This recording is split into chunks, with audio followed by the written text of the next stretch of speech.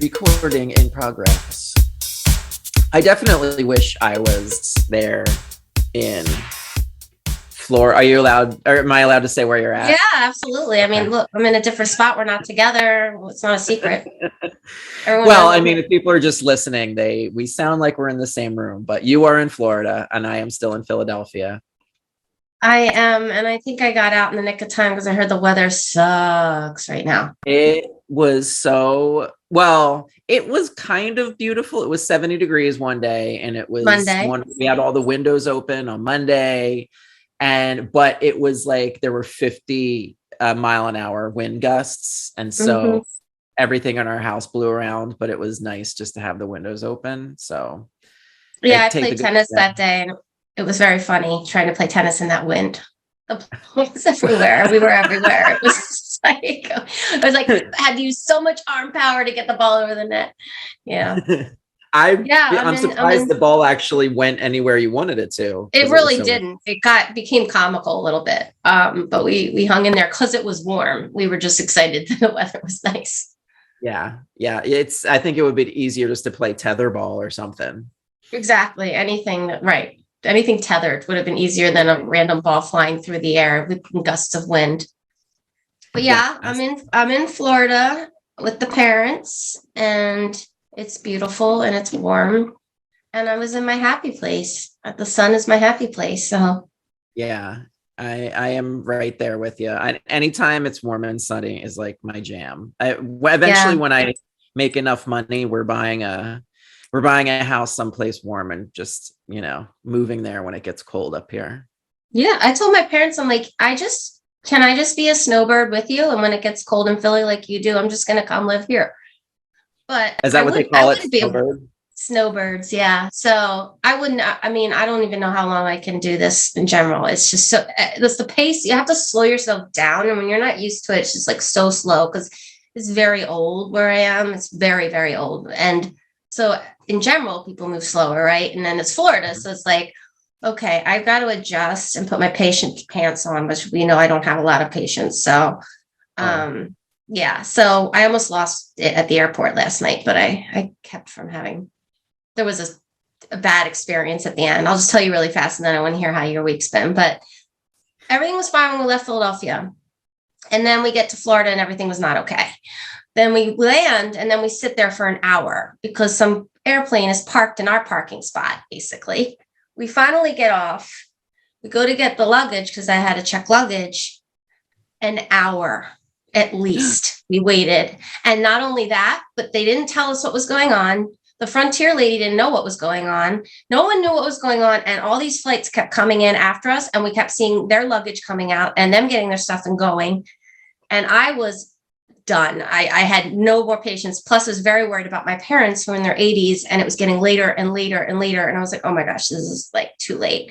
So it was not pleasant at the end of that trip, but we made it back. Not okay. You said Frontier lady, and I want Frontier. I'm sorry, it's Frontier. I'm not flying them ever again. Done. No. It's okay. I'm saying it's funny because now I'm picturing everybody dressed like Frontier people, like they're crossing the Midwest. No, you have a big hoop skirt on and like. I was nice with her because I felt really bad for her because it wasn't her. It was whoever was supposed to be doing this job that wasn't doing it. And everyone was upset and they were coming at her. And I felt very bad for her. So I was trying very hard to be very patient with her. But it was very frustrating. It's like, okay, if there's a problem, make an announcement.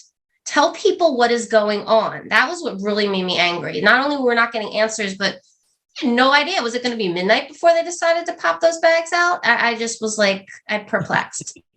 Pop those bags. It was not nice at the end of the night. Yeah, that is not great. I remember there was one time my comedy partner, Steve, and I were flying either to Michigan or from Michigan. I can't remember which one. I think it was from Michigan back here. And there was a huge delay. And it turns out they were waiting for one of the flight crew because they couldn't, or the flight attendants or something where you have to have a full complement or else you can't take off. And there was one person missing. And so they were like calling around emergency to like see who could come in. And we were waiting.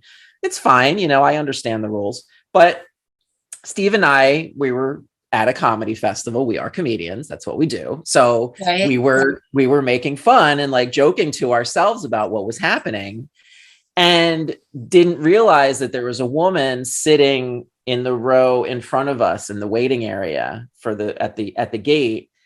And like mid conversation with me and Steve, she turns around and starts screaming at me.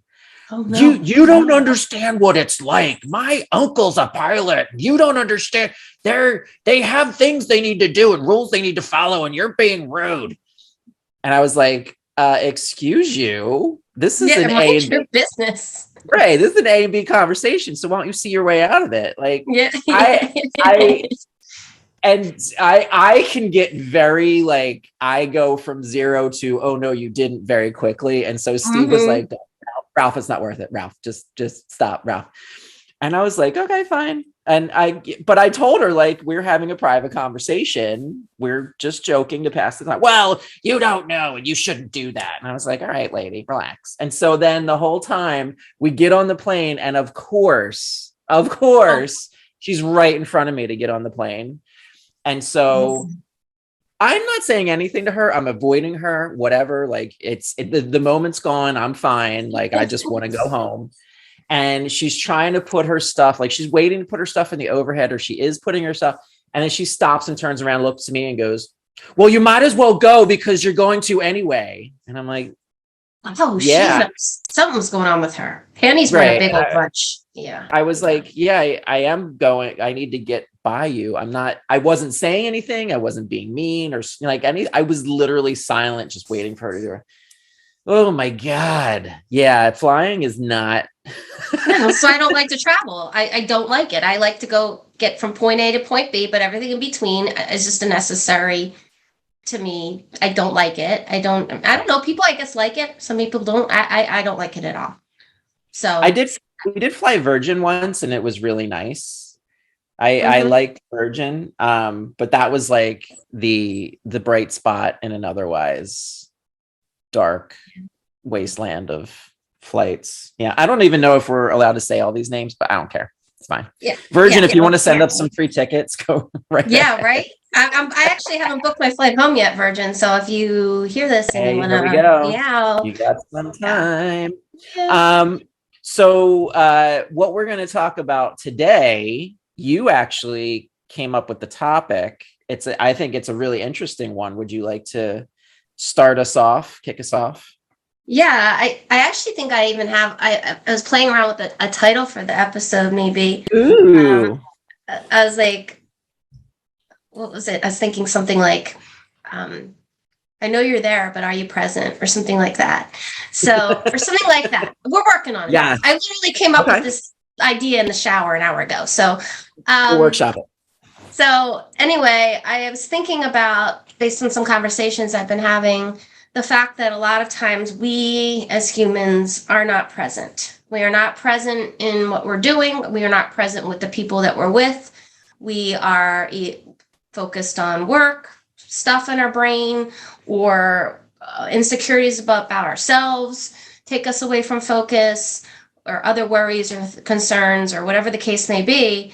And oftentimes we are not, as a result, connecting to the people that we care about, and not giving our best self and our best listening skills, etc., because we're distracted or preoccupied with whatever it might be.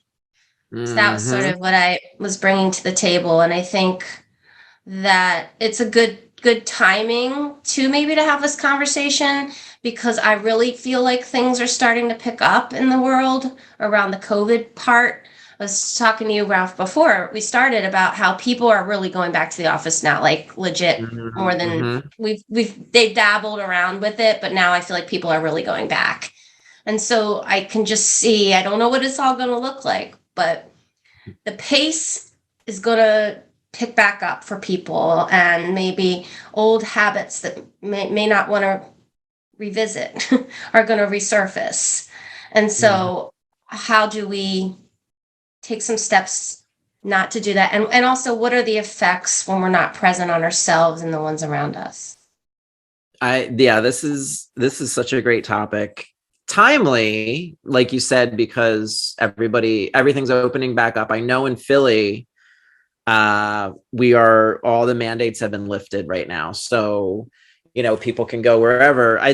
Places can still have their own rules about wearing masks and distancing and stuff. But as far as government's concerned, everything's up and running. So yeah, we've spent, what is it now? 3 years almost, in a quarantine, working from home, having limited contact with people. And we've all gotten used to having a certain level of attention when it comes to talking to other people and focusing on other things. And because it's a different level, I think it's a different level of attention and commitment to a conversation when it's virtual rather than in person. 1,000%. Yeah. And so I think moving back into face-to-face conversations, there's going to be a little bit of a learning curve for people, because we're so used to looking at people through screens, and a lot of our tics, nervous things we do, or like, subconscious, I play with things when I talk to people online, just because I have an anxiety thing where I have to like have a fidget spinner. I was just going to ask you if you had a fidget spinner. When I do. And it's hard to do when you're in person. So for me, that's my thing, where I'm going to have to get back into sitting quietly and listening to somebody, not having 20 things in front of me, Yeah. And I was telling you before that where this really struck home for me personally, and I already said this to you, Ralph, now I'm telling everyone listening, is that I just noticed I remember so much detail when I'm working about my clients' lives, like their friend so-and-so's name I'll remember. And yeah, I take notes, but I remember stuff that's not in my notes that I was like, so like, oh my gosh, how do I remember all this? That's because I'm more present than I am in the rest of my life. Because I feel like I don't remember things at all when I'm not working. I'm not being as present. I'm not as good of a listener. And so I'm glad I realized and saw that. And I'm working on that, especially remember people's names. That's the big thing I'm working on, because a lot of that is not being present. You're not listening. People are going around, they're introducing, right? Like, oh, this is George, this is whoever.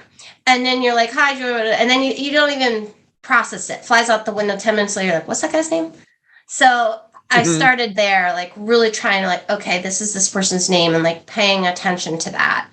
But yeah, and I think it can have bigger effects than that. Yeah, I do not take notes when I am with a client for a multitude of reasons, but I find that it takes me out of the conversation when I stop to take notes or jot things down. And also I have training, stage training, where for the past decade I've been practicing, deep active listening. So I had a little leg up, but I think I think you bring up a good point of when you do talk to somebody, how present you are. It's a learned thing. Some people are just naturally better listeners than others, but I think active, deep listening is something anybody can learn. And it is a different level of awareness that you kind of settle into. There's like different layers and levels of listening, and it gets deeper and deeper as you go. And it takes practice, but I think when somebody and we've all had that flow where we get into that zone when you talk to somebody where the rest of the world kind of melts away, and you're just like, yes, I'm hanging on every word. I can remember all this. I recalled what you said 20 minutes ago about your dog named Lucy that, you grew up with. And I surprise myself sometimes, because when I'm with a client, I'll remember something they said 20 minutes ago or last week or 2 weeks ago from another session, and I'll surprise myself remembering it. But I think it's also nice for them, because they feel heard and like, oh, I really am present and I am listening, because I do recall all this stuff that they're telling me. It just adds to the experience for the person that you're talking to. Right. But why aren't we doing that outside of work. That's the, you know, and because I'm not yeah, getting paid to talk to my parents. true. Right. Right. Um, yeah, and I think the other thing I wanted to make sure we tap on here, I couldn't think of the right phrase, so I just tap on, which sounds funny, but um, is how that affects relationships. Mm-hmm. Absolutely. I actually did a presentation for a work group earlier this week. It was my self-talk presentation. And I touch on this book Chatter, which I've talked about before by Oh yeah. Ross. And I know I've said this before, but it's always fascinates me. Like, we don't spend a lot of time in the present. We're either ruminating about the past, worrying about the future. Like, our brain likes to time travel and think about other things. So I think, first of all, just realizing and accepting that your brain wandering is a natural part of life. I think it's impossible for us to be present 24 hours a day, 7 days a week. Sure. But also, when we need to focus, I think we can focus. And again, just like listening, it's a learned skill. But it's also kind of embracing who you are and how you listen, and what, where your attention's at and what interests you, Mm-hmm. and I think embracing all of that can help you be more present when like, I don't know what I'm getting at, but I think just the act of knowing, first of all, your mind wandering is normal, and then secondly, kind of figuring out who you are as a listener and as a talker is important too. Yeah, that's a good point. I think it's just about slowing down too. If you want to work on this is something that you think you're struggling with, you have to be especially if it's not a muscle that's been worked. You have to be very intentional. You're going to dinner with friend or whatever. You're going to have to prep yourself and pay attention to yourself and to yourself, yeah. But it's got to be more intentional. It's not going to just happen. You're going to have to work at it and practice and work that muscle for that to become something that you're just overall better at. And the other piece of this, I think, is what is pulling you out? Is it the future, the past? Is it a bunch of different things? Your grocery list? What is it? Or is it the same thing? Yeah. Like, is it work? Is it your marriage? Is it whatever? Because if that's the case, then obviously there's some work that needs to be done on X thing. Like, there's some problems going on there that you can't get that off your brain at any point, even when you're not there. Like, even when you're away from partner, even when you're away from work, if you are constantly preoccupied with X thing, then that's an indication that X thing needs to be looked at pretty closely, and there's a problem there. Yes. It's learning how to shut off some of the extra noise in your head when you're with somebody. We live in a very not only stressful world, and I think I'm going to get philosophical for a second. I don't think the world is any more stressful now than it was before, like 10 years ago, 100 years ago, 200 years ago. I think it's different kinds of stress, but I think, as a species, humans have always been pretty stressed out. I think it seems more stressful now because we are so connected to each other in terms of social media, 24-hour news cycle, internet, like anything we want the answer to is at our fingertips. And so there is more for us to be worried and stressed about because, I could be having a nice day to myself and it's warm and sunny and I'm playing music, and all of a sudden I'll, have a news item flash on my phone that says another war happened or gas prices or a new Omicron thing, or like, so it's very hard to separate out the signal from the noise a lot of times. And I think that adds to us not being able to listen and focus, is because there's so much happening that we have to filter through. I love that you brought that up, actually. I think that's such a good point. I think phones, social media is keeping us from being present. We could go right, if you went out right now to a restaurant, you'd see it. Okay. People on their phone when they're out with other people. It's constant. I mean, I'll see a group of people on their phone, but they're not even talking to each other. That is a huge part of, in my opinion, the problem is that, like, you know, you and I think if we're not of, I'm thinking more of very young, younger people, like in their 20s, that's just more being on social medias all the time. So I try to make a point to always put my phone, not necessarily away, but like I'm not on my phone. I try not to be anyway when I'm with people. And it really bothers me when people are, like, I can think of somebody right now that does it a lot and is on social media frequently when I've been around this person. And it really bothers me. Like, it really interrupts all the connection. How can you be present? Is it me? You're talking about me, right? I'm not talking about you. Oh, damn. I thought I had that one. Nobody nobody you know. Well, the generational thing is interesting because I think we're both Gen X, right? Yeah, we're the same age pretty much. Yeah. So we're Gen X. And I think our generation kind of straddled the old, pre-internet and post-internet, because when we were coming of age is when the internet really kind of took off. I remember having it, I remember getting cable in high school, and I remember getting, going on the internet in, late high school, early college. So it's like we had that kind of at the tail end of when we were, becoming adults. And so I still remember, talking on a landline to people and having to read the paper or watch the evening news to find out what was happening. And there were no, I didn't have a cell phone in my pocket. So I had to walk to my neighbors or ride my bike. And it's like, there were more barriers for entry in terms of like getting connected to other people.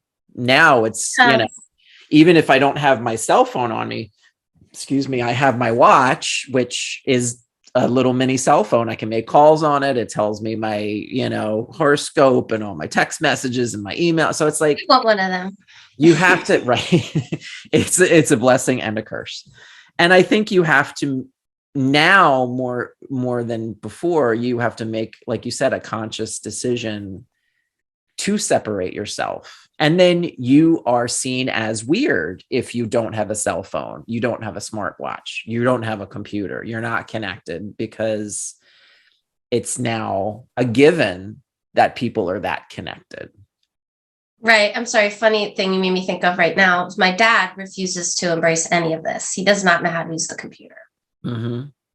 He does not know email. He has a general understanding of some things, but he wanted to get new sneakers. So his friend downstairs was like, I just go online. I just get my sneakers actually on Amazon. My dad was like, lights out, no one's home. Like, what? And he's like, well, can I see pictures of, like, how do I know what they look like?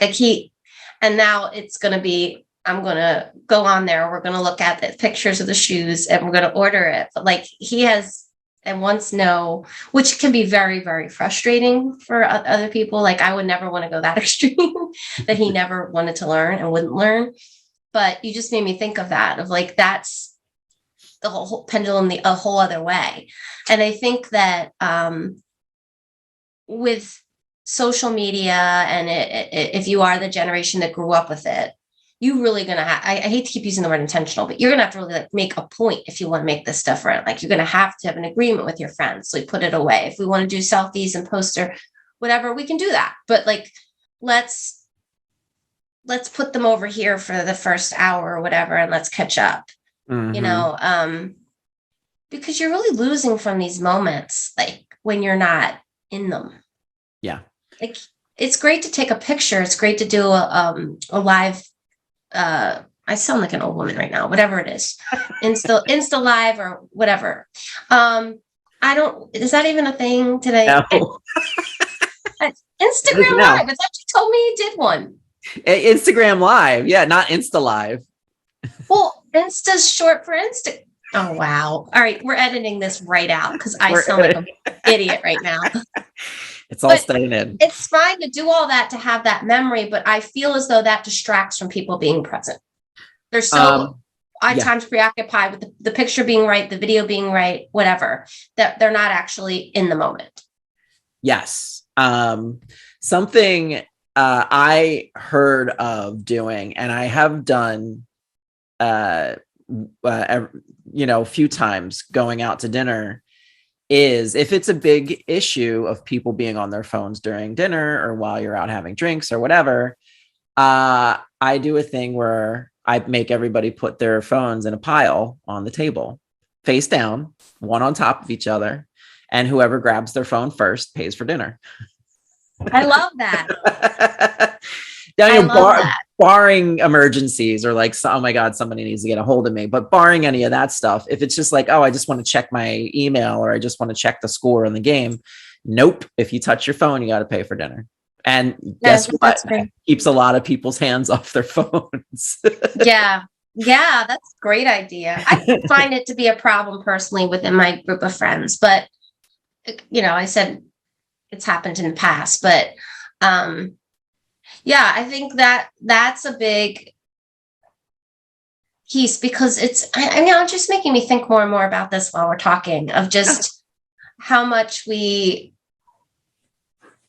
and I'm going to work on this week because I am now forced to slow down mode, which I need to do. And it's self-care and I want to do, but I can just see myself today a little bit because I'm still decompressing, like thinking about, my client's next week and I don't know. And I'm like, let's just be here. My parents are in their 80s. We don't know, and just enjoy and just sit in the moment of watching Jeopardy, which will be happening. And the world news at 6:30 will be happening. And like, just be in it. Mm-hmm. And it's just hard. I'm thinking about, how tough this is sometimes. And I don't think we always realize we're doing it and sometimes need other people to point it out. Yeah. We're not used to connecting with each other on a very intimate level. And I don't mean intimate, like relationship intimate. I mean, like just sitting with somebody face to face and looking into their eyes and talking to them. It can be uncomfortable for some people.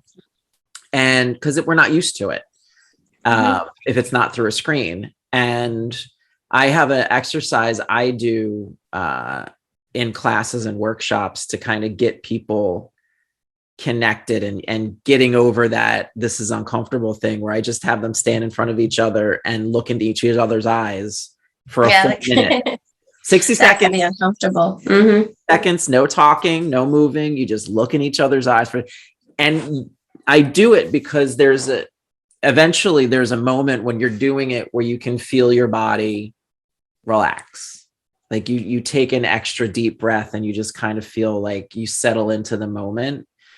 And that's when that's the moment that you kind of let your guard down and you're like, all right, I can't go anywhere. So I'm going to relax into this. And I think it's a subtle thing, but I think the more we can find that moment where we kind of relax into it and let our guard down and stop, feel ourselves, loosen up and untighten, I think that's when you really start to enjoy being present and being with the person and listening and having a conversation. Mm-hmm. Yeah. That's interesting, that activity that after a period of looking right at each other in the eyes that people calm. And because I think what it is it's that connection. Mm-hmm. It's a really uncomfortable. And then I don't know psychology behind it, but it sounds like then they connect. Yeah. And then that's when they feel that relief or calmness. It makes me think about babies, which just sounds weird, but because that's how, obviously attachment's huge with a baby, and babies connect with their caregiver through eye contact a lot. And I did an experiment on this in college. And if you could see how a baby's behavior is when their mother is looking right at them and they're connected by the eyes, like you're talking about. And mom is present and she is engaged and she is connected to the baby is calm, the baby is happy. If you put a baby in front of a caregiver that is not paying attention, is not connected, or is just totally absent, the baby is going like this. They're looking all around and they're in a little bit of distress. And then, you see the person come and connect with their eyes and the baby calms. So it's interesting to realize that as adults, we kind of do the same thing with one another. Yeah. And we're programmed to look for faces. We're programmed to look for eyes. We're programmed at a genetic level to make that connection with other people. Before it was a survival thing, finding,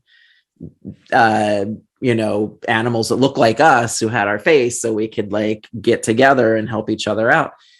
And I think I'm going to start philosophizing again, but I think we're at a point in our like humanity's evolution where we're fighting against all that because everything is so immediate and connected and digital, and that all of our instincts are kind of fighting against those things. So I think that's another reason, going back to the main point of the show today about being present and connected, is I think sometimes we just get overloaded with all the connection, and we're missing that kind of human touch to everything. I don't know if that makes sense. I think so. I was just thinking too about how, the masks have affected this a little bit, especially around the connection piece. People that are uncomfortable being social, are uncomfortable around strangers, have been able to hide. And now, they could wear a mask if they want still, but now the masks are kind of gone for now, hopefully for good. But for some people, obviously, compromised people are so worried about. But my point is that if you think of the mask not just as literal, but as like metaphorical, is that the word? Like that the mask has let people hide. The mask has been an excuse not to connect, even with just a stranger like that. Well, I'm a super extrovert, so I a lot of people may not relate with this, but like that really bothered me. Like I really like to just be able to smile at somebody or look at their face and be able, that just took all that off the table. But so I think that I don't know if I'm making sense. I thought I was, but now I feel like I'm off the rails. I'm following you. I just think that that we just look at that too. Haven't had to be necessarily present. People haven't been connecting like they were.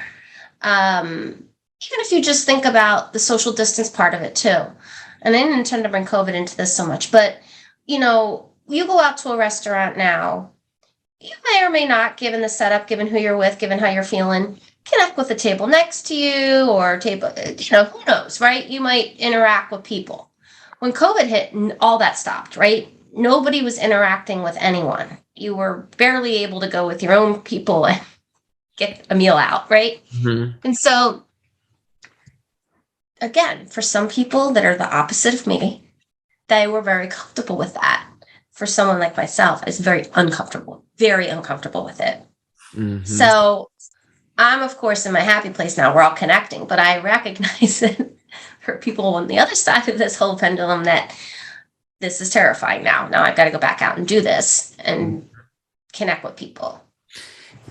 Yes. And I think there's a cultural aspect to it too, because I've heard a few times listening to talks and like reading articles that America has a very peculiar and specific culture when it comes to connecting with people, especially strangers. Like I know there's a lot of other cultures that don't smile when they see somebody on the street.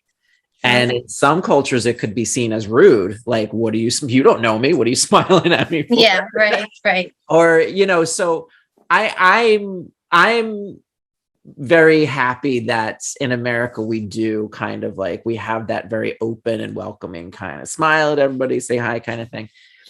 But not only culturally, but I think a lot of times I'm an introverted extrovert. So the more, yes, if I'm in the mood, I'm going to go out and have a good time and talk to people. But there's a lot of times where I just want to focus on my plate and the person I'm with and like avoid any unnecessary eye contact. So that could be another thing of, being present. There's different levels of being present. There's also different ideas of what that means for people, and this just popped into my head, which is interesting, but like people who may be neurodivergent, who have an issue making eye contact with somebody,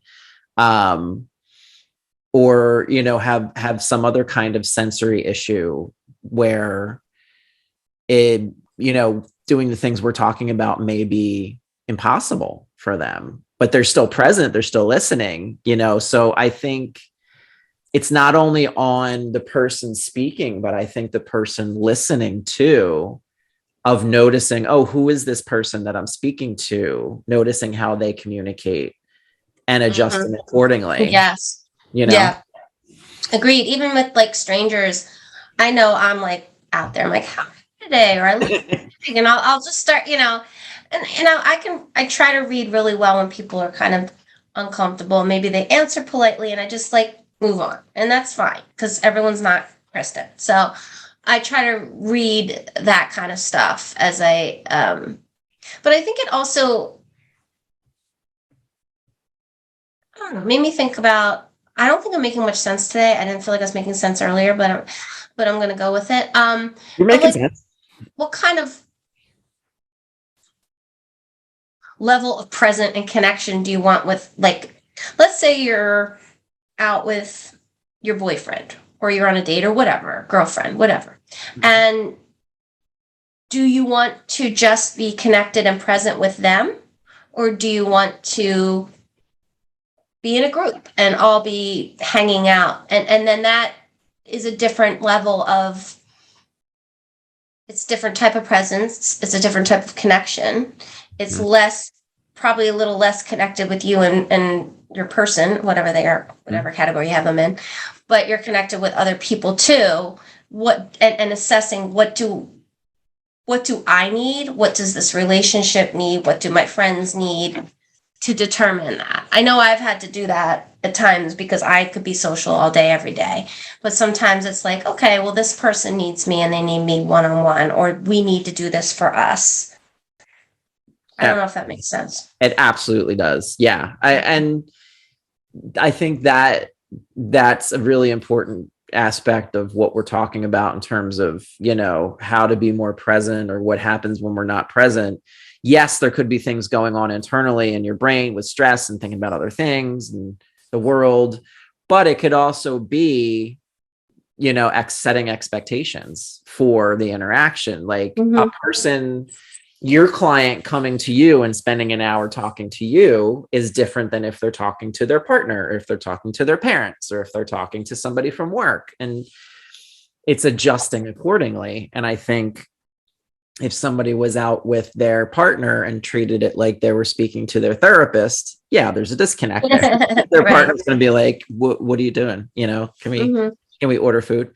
And like you said, oh, we're on a date. It's just the two of us. We're each other's priority, rather than, oh, we're going out with friends so we can kind of loosen up a little bit and talk to other people. That's all. And I think very rarely does that happen where people talk about it beforehand. Like, yes, we're going together, but there's going to be other people here, so we're going to talk like this and act like this. That doesn't happen. But No. so you have to, kind of adjust on the fly and say, oh, you take in the room, you kind of notice how other people are acting and where you fit into the whole thing, and you adjust accordingly. Yeah, but I think I've been I'm just thinking as an example, like I've been intentional with somebody I've been spending time with of I don't get to see them all the time and I enjoy spending time with them. So, but I also enjoy spending time with all of us, like my friends and this person. So it's like I've been trying to be more intentional of kind of what we're talking about of let's spend some time together for a little while alone.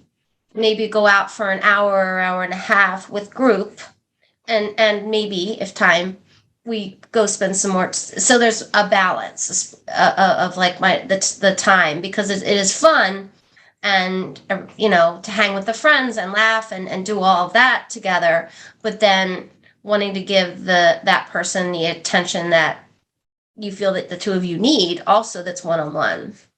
Yeah, and that brings up the whole other avenue of communication by just like, if you're not getting what you need, ask for it. Or, Yeah. I need this kind of attention or conversation today, or, we're going out, but I really want to spend, we're going to be out with our friends, but I really want to spend the majority of the time with you. If you're not connecting, have that conversation of, Yeah. I'm not getting what I need, or maybe there was a miscommunication, or, I think we don't do that. And then we get annoyed and, hold a grudge, or there's another word that I can't think of, but we get annoyed at it. And then it kind of colors the rest of our interactions. Mm-hmm. Yeah. So I guess what I was trying to think of is with some like little bullets of what we could like sum it up and say what to pay attention to try to sort of see whether you're being present or not. Yeah. Number one is, again, how we always say, give yourself a little forgiveness. The way our brains are set up, it's impossible for us to be present 24 hours a day, 7 days a week. Our brain's going to wander. We're going to think about the past. We're going to think about the future. That's okay. It's normal. And then figure out your communication style. Are you somebody like Kristin, who is like talking to strangers and making friends all over the place and very gregarious and, visiting other tables? That's great. Or if you're somebody like me who tends to hold back and notice the room and notice people and like figure out a little bit about people before I jump in, that's cool too. Or if you don't want to talk to anybody at all, that's cool as well. There's different ways. And, if you're not in the mood today, you're not in the mood. That's great. And also figuring out who you are conversational wise. There are people who are much higher comfort, much more talkative and gregarious and, energetic and animated. And some people who are more thoughtful and like to say less and think more. That's fine. And then asking for what you want out of a conversation or an interaction with somebody too, not just assuming or trying to make it something that it's not. Those are a couple of the points that I got. Yeah. I talk to my clients all the time about framing things. Like if you want to talk about something that's upsetting, for instance, and you know that you just want the person to listen and validate you, telling them that. Maybe not using the fancy words, if not, but like, I just need to vent right now. I just need you to hear me and say, I get it. That is a very good skill set to develop to improve communication because it takes the pressure off the listener who might start trying to solve the problem, which is not what you need, which just frustrates you. And then both of you are frustrated and it just sets the stage for getting you what you need. So I love that you said that. I think just really trying to center yourself too, like checking in on how am I feeling right now? What's going on around me? Who's like almost trying to do a check-in of like, okay, what's happening? Okay, it's cold in here now. And so-and-so got those chicken fingers I was going to get. Like, I don't know, just trying to make sure you're in that moment, in that space. And how often are you going off into work, into relationship, into family? because if you're somebody that's a really hard time with this, it's going to take a lot of practice. So sort of doing like periodic check-ins with yourself when you're out trying to work on this or home trying to work on this. Because then you can see the patterns, and you can also figure out or identify if there is one big thing that keeps on interfering. Then that's a red flashing light that you need to address that one big thing. One big thing is a problem, and it needs some attention because it's literally interfering with all these other aspects of your life and your presence and connection. Yeah. If you're stressed about something and it's taking over all of your energy, again, that's okay if that's where you're at, but be honest with yourself about it and maybe say, hey, now's not a good time to have this conversation, or maybe I should go out tonight because I'm not going to be present because my brain is somewhere else. Yeah, it happens to everyone. Yeah, of course. Sorry to cut you off. It happens to everyone at some point. It's not like you're never going to have this happen. Right. It's just if it's happening all the time and then you're feeling disconnected. Right. Exactly. Yeah. I don't know. Did we address all the points that you had? Oh, yes. I think we did. I mean, I think this is a topic that's you just talk on and on about, Oh my God. Yeah. This is a big one. And it's, I think necessary because like we said, people we're starting to get back into in-person meetings, in-person everything. So it's something we're all going to be thinking about. Yeah. Yeah. And I think that social anxiety is going to really stir back up for a lot of people, because especially if people are going back into the office, really going back into the office now, that is going to force people to interact with other people, even if they've been able to avoid that otherwise. So, and it's also going to challenge maybe self-care and the pace that we've been living our lives the past few years. Slow and steady wins the race. Oh, and steady. Slow and steady. Cool. Yeah. I feel like we nailed it. We did. We killed it. We always do. We did. We always do. That's right. I think it was my leopard print pocket. I think it was. It's just that added that added little zhuzh that it's my bling. It's my bling. You're bling. It's bedazzled. Yes. Well, enjoy the rest of your time in Florida. I shall make it my mission to be present and enjoy. Yes. Me as well. I'm going to be more present this week and keep in mind everything that we've talked about. Good. Well, we helped ourselves too. Hopefully help other people, not just ourselves. Otherwise, it would be like we had a group therapy session.